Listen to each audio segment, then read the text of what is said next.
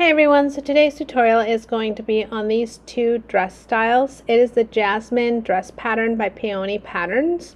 The first thing I do is always start with the bodice. Now the bodice is shown here twice in some of the clips, and it's only because I made two dresses, therefore I had two sets of pattern pieces.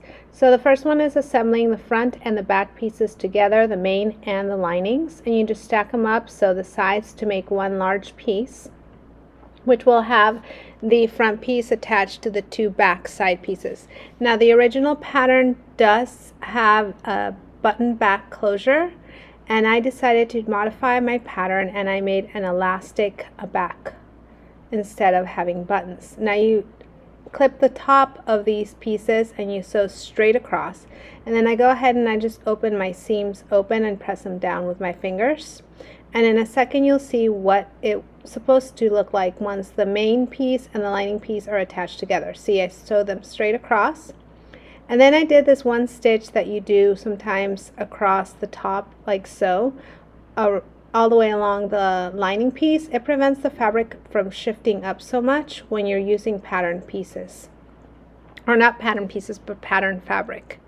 So once that whole bodice is assembled, you need to attach the sleeve. Now I didn't show that I sewed already my sleeve along the length of the arm already, and it's just a sleeve prepped ready to be attached.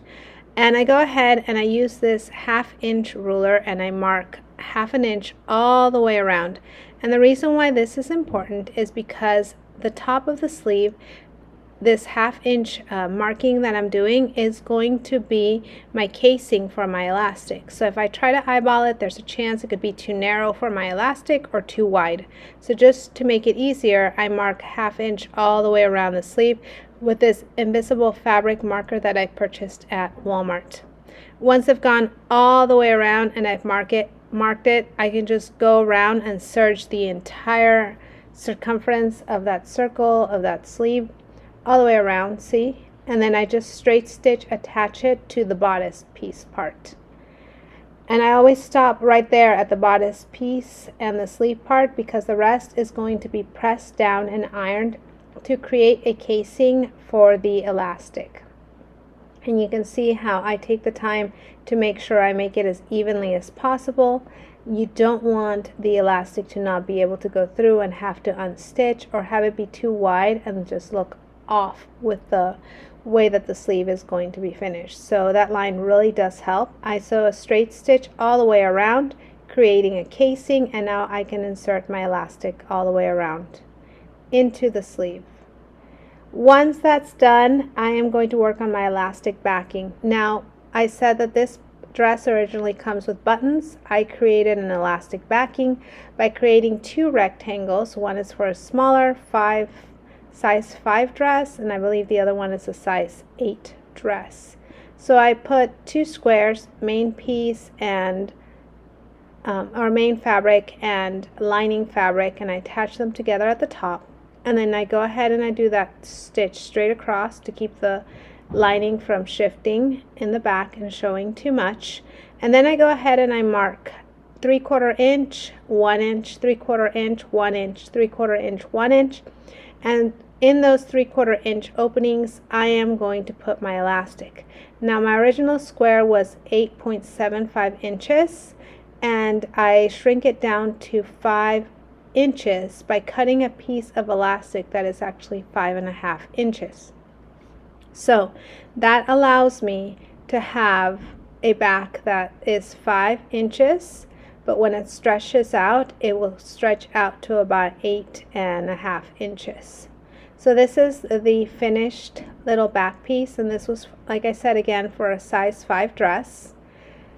And I just go ahead, thread the elastics through and just stitch them in place. Most of them have about 1/4 inch to maybe a little bit of a 1/2 inch, depending on how I was pulling my elastic. But the same thing, my larger bodice for my size 8 was a 10 inch wide piece and with a non-elastic, and when I add my elastic it shrinks down to a 7 inch back piece. So you can see how I thread my elastic through each casing that I've created, and I basically work my way down and always leave about an inch at the bottom because of you have to attach this to the skirt. So you always want to make sure you end up with at least an inch or larger gap at the bottom when you're doing these backings.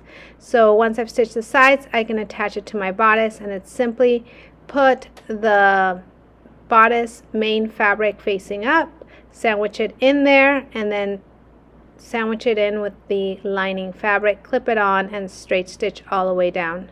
And you always need to double check just to make sure you're okay with that. So here I am doing it for my other piece. I'm sandwiching it in. Can you see right sides facing together, lining on top, sandwich it, straight stitch, and I'm done with that side. Same thing here. I go ahead and I sandwich my elastic in the middle, clip it onto place, and then I will straight stitch it straight down, and there is my final piece, and there is my bodice assembled. Once I'm done, I created a skirt. Now I can't remember, I believe this comes with a different style skirt. I made a circle skirt for these dresses, and I actually calculated. Unfortunately, I don't have the measurements, but it's basically 2 half circles cut because I like the pattern to be the same in the front and the back. When you have patterned fabric, it sometimes tends to go upside down in 1 half circle, so you have to pay attention to that. I do 3 threads on the waist to gather the skirt, and I hem the bottom of the skirt. And now when I attach it, I just put my bodice in through, match up my sides first, and then work my way around.